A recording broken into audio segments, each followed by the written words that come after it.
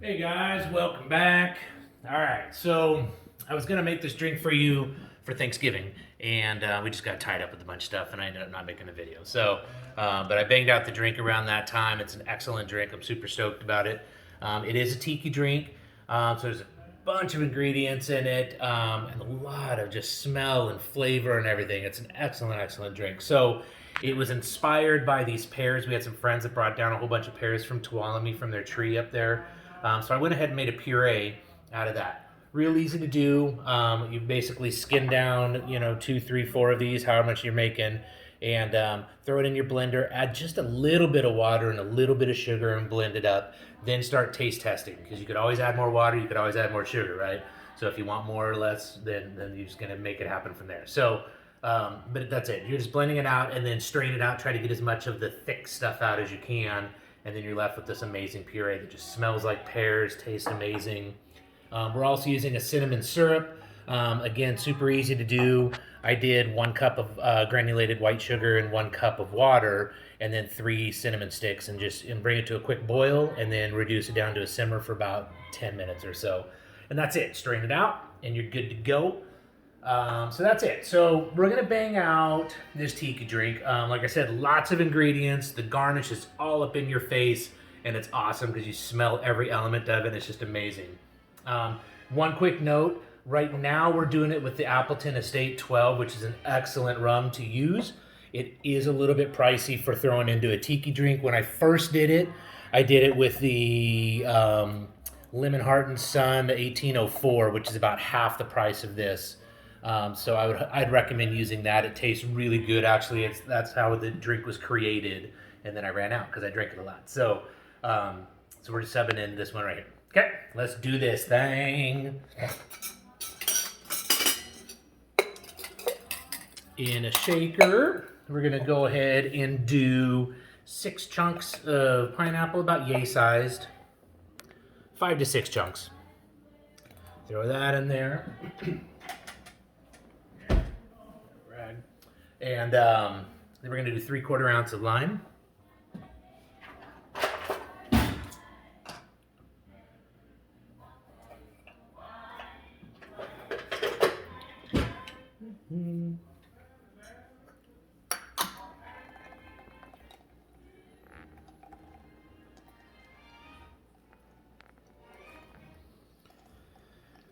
And for me, the lime and your sugar, it really is just, I think everybody's taste buds are going to be a little bit different. I don't want things to be overly sweet, but I also don't want it to be overly tart or sour. So it's just such a fine balance. So when I originally made this, I did it with 3/4 ounce of lime.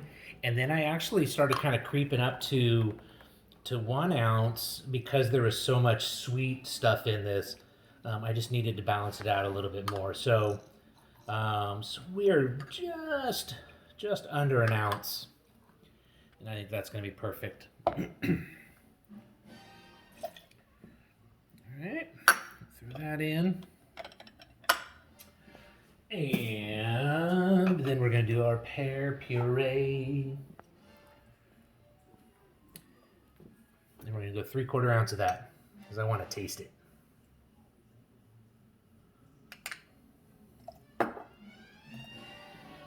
Yeah. Make some of that pear puree, then you can start making some bourbon drinks or rum drinks or whatever you want to do. I mean, I was playing with it a bunch when I first made it because it's just fun to do. This one I'm going to go ahead and do 1/2 ounce of the cinnamon syrup.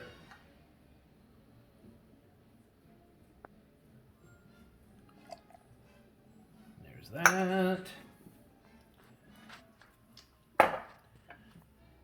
And a little bit of Orgeat. Orgeat. However you want to say it. Orgeat. So I just did 1/4 ounce of that. And Grenadine. 1/4 ounce. Not much at all.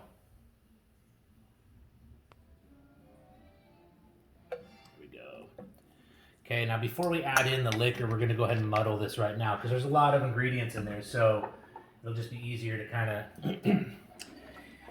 muddle that before it gets too full so it's not sloshing around too much.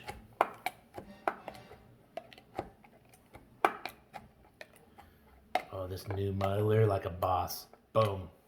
Done. That was like half the time right there. That was awesome. All right. Muddle that. Get out of the way. Move it. All right, now we're going to go ahead and do some Velvet Falernum. Half ounce of Velvet Falernum.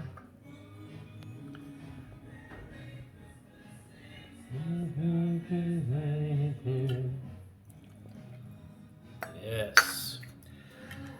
I've been thinking about this drink, and I really believe that I could do it in a vat form. So if you want to crank out a bunch of them, we're going to do 1/4 ounce of Luxardo. I think it could be done. I think you could blend up, or not blend up, but mix up all of this stuff in a big old pitcher or a big old like serving vessel minus the lime. And I would add the lime in at the last, like per drink. Mix up your drink, dump everything in, and then do your squeeze of lime. I think you can make that happen. So instead of muddling your pineapple in there, I don't know, maybe do a whole bunch of it, like juice it sort of. Okay, 1.5 ounces of this rum, or the Lemon Hart, and 1.5 ounces of pineapple rum. Yep. That's all the goodness that's going in there, right there. Done, done, and done. Now before I ice that, we're gonna go ahead and do our ice for the cup. And I'm gonna go ahead and crush it so we have a nice, kind of slushy, almost like snow. Done. Go.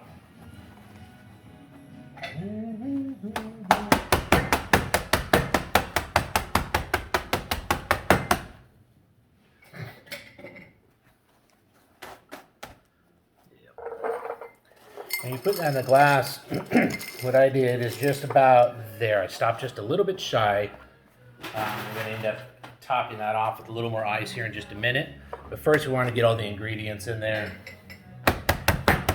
That way we don't spill over the top. Kind of gives us a little wiggle room to play, right? Now we'll go through the ice in here. This is when you do want to double strain it out because remember we muddled up all of that pineapple in there, so you're going to have a good amount of pulp. Give it a shake.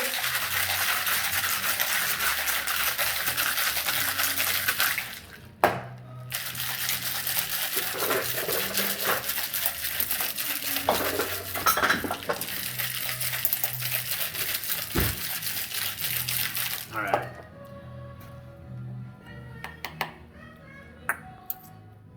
And we're just going to double strain that right out of there.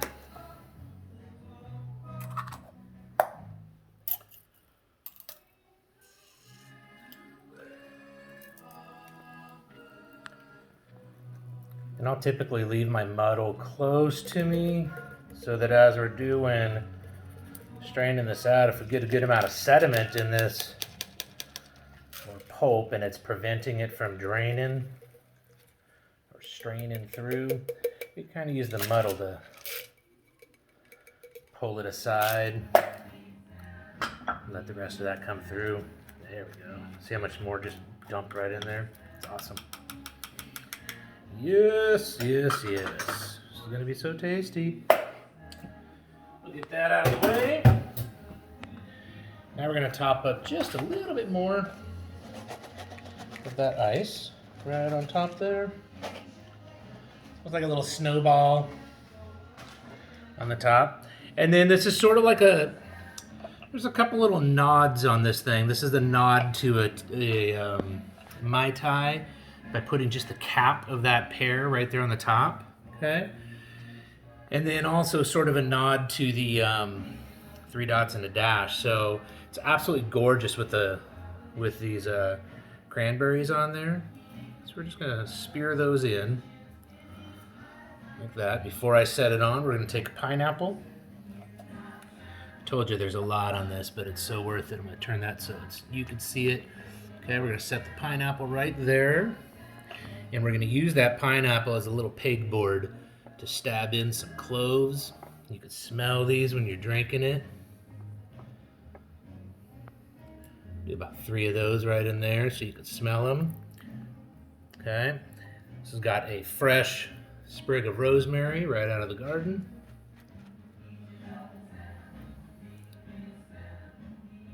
Those little guys right there. And then lastly, we're just gonna do a quick dusting of fresh cinnamon. Oh my God, look at that. So beautiful and tastes just as good. There it is. This is the Pear-adise, the fall Pear-adise. Cheers, my friends.